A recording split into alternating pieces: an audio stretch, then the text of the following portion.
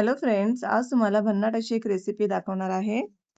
तर प्लीज तुम्ही शेवटपर्यंत नक्की हा व्हिडिओ पहा. जेवणाबरोबर तोंडी लावण्यासाठी किंवा तोंडाची चव वाढवण्यासाठी जर का वेगवेगळ्या चटण्या आपण करून ठेवतो ना, अशाच त्याच पद्धतीने जसं मसाला लावून किंवा मस्त कुरकुरीत भाजलेला लसूण ठेवा. तुम्ही गरमागरम पराठे, थालीपीठ, वरण भातावर तोंडी लावून खाण्यासाठी तर आजचा व्हिडिओ मध्ये मस्त कुरकुरीत मसालेदार अशी तोंडी लावण्यासाठी लसूण मसाला करणार आहोत. तर आता आपण पहिल्या प्रकाराला सुरुवात करूया. तर मी इथे 2 प्रकारचे लसूण घेतले आहेत.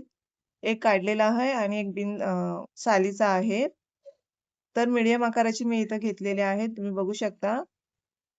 तुम्हाला जसं हवं असेल तसं तुम्ही लसूण घेऊ शकता. यात छोटे पण असतात. तुम्ही छोटे पण घेऊ शकता किंवा मोठ्या साईजचे घेऊ शकता.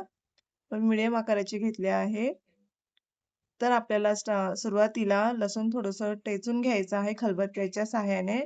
तर मी इथे तुम्हाला 4-5 लसूणच्या पाकळ्या खाली टेचून दाखवत आहे.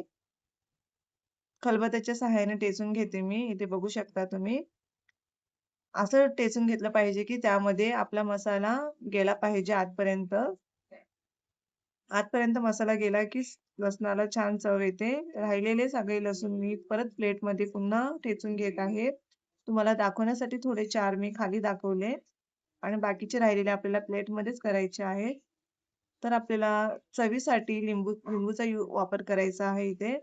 अर्धा लिंबू घेतलेला आहे. त्यावर मी टाकत आहे आणि आपल्याला हातात प्लेट घेऊन ते आपल्याला हलवायचं आहे.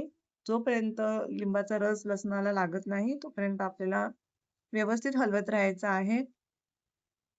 हलवल्यानंतर एका साईडला आपल्याला मसाला तयार करून घ्यायचा आहे. तर मी पाव चमचा हिंग घेतली आहे. त्यानंतर धना पावडर घेतली आहे आणि इथे जिरे मी मिक्सरला लावून घेतले आहे आणि तुम्ही इथे जिरे पावडरचा यूज करू शकता. थोडंसं लाल तिखट घेतले आहे आणि पुन्हा एकदा लिंबाचा रस टाकून घेत आहे. तुम्ही इथे आमचूर पावडर किंवा चाट मसाला पण तुम्ही टाकू शकता. तुमच्या आवडीनुसार जे तुमच्याकडे अवेलेबल असेल ते तुम्ही यूज करू शकता आणि आपल्या चवीनुसार मीठ टाकलेलं आहे. चिमूटभर हळद टाकलेली आहे. ते आता आपल्याला एकजीव करून घ्यायचं आहे. एकजीव होईपर्यंत ते आपल्याला हलवत राहायचं आहे. तर इथं बघू शकता मी असं मिक्स करून घेत आहे. छान आपल्याला असं एकजीव मसाला करून घ्यायचा आहे. व्यवस्थित मिक्स करून घ्या. मिक्स केल्यानंतरच आपल्या लसणाला छान चव येते. इथे बघू शकता माझा मसाला मिक्स करून झालेला आहे. तर अशा पद्धतीने मी केलं आहे. तर आता आपल्याला लसूण भाजण्यासाठी कढई घ्यायची आहे गरम करून. आता पळीभर तेल टाका त्यामध्ये आणि आपलं लसूण ठेवलं होतं आपण लिंबू टाकून ते त्यामध्ये टाकून घ्या. पाकळ्यासोबत आपण लसूण ठेचून घेतलं होतं ते टाकायचं आता. भाजून घ्या तुम्ही. बघू शकता कुरकुरीत होताना. आपल्याला सुरुवातीला हाय फ्लेमवर 2-3 मिनिटं ठेवायचं आहे. हाय फ्लेमवर ठेवल्यावरच आपलं लसूण कुरकुरीत होऊ शकतं. फ्लेम मीडियम करायची नाहीये.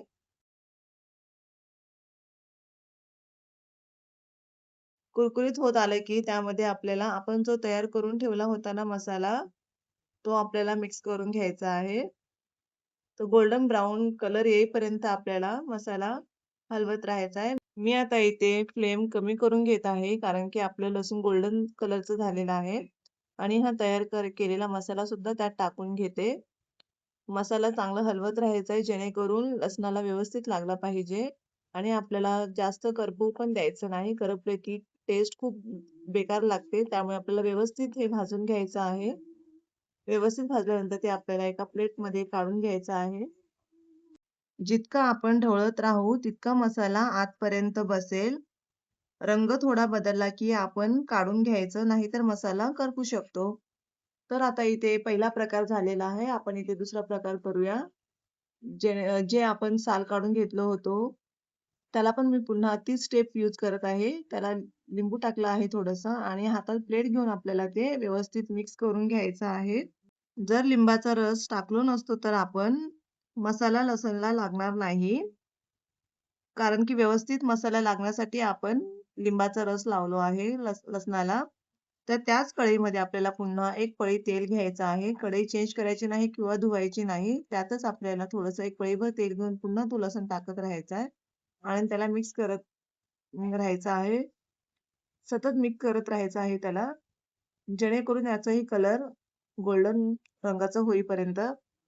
मिक्स केल्यानंतर आपला जो राहिलेला होता मसाला, आपण दोन्हीसाठी मसाले जे तयार केलं होतं, ते आपण ठेवलं होतं. तोच मसाला आपल्याला यामध्ये टाकायचा आहे. तर इथं बघू शकता लसणाला थोडंसं कलर चेंज होत आहे. तर मी मसाला जो होता आपला राहिलेला तो थोडासा टाकून घेत आहे आणि आपल्याला जेवढं लागेल त्याच अंदाजाप्रमाणे मसाला टाकून घ्यायचा आहे. मी थोडंसं ठेवलं आहे. पण मला इथे मसाला थोडंसं कमी वाटतंय. पण तो राहिलेला मसाला मी पुन्हा त्यामध्ये थोडंसं टाकत आहे. तुमच्या अंदाजाप्रमाणे तुम्ही मसाला घ्यायचा तुम्हाला जितकं लागतं तितकं. तर मी राहिलेला तो पुन्हा टाकले त्यामध्ये आणि पुन्हा मिक्स करून घेत आहे. याचंही सेम तेच प्रोसिजर करायचं आहे. जास्त करपवायचं नाहीये. मसाला टाकल्यानंतर आपण जे हलवतो ते मीडियम फ्लेमवरच आपल्याला मिक्स करत राहायचं आहे. तर मसाला करपून जाईल. जर हाय फ्लेमवर केलो तर आपण जसं लागेल तसं तुम्ही मसाला घालू शकता. बघू शकता कुरकुरीत असं झालेलं आहे आपलं लसूण. तर तुम्हाला ही रेसिपी आवडली असेल तर प्लीज रेसिपीला लाईक करा, शेअर करा आणि सबस्क्राईब करायला प्लीज विसरू नका. प्लीज, प्लीज, प्लीज तुमच्या ताईला सपोर्ट करा. तुमच्या सपोर्ट शिवाय काहीच होऊ शकत नाही. तर प्लीज तुमचा सपोर्ट असू द्या आमच्या पाठीशी. तर पुन्हा भेटूया अशा नवीन-नवीन रेसिपी सोबत. तोपर्यंत तुम्हाला बाय बाय आणि धन्यवाद.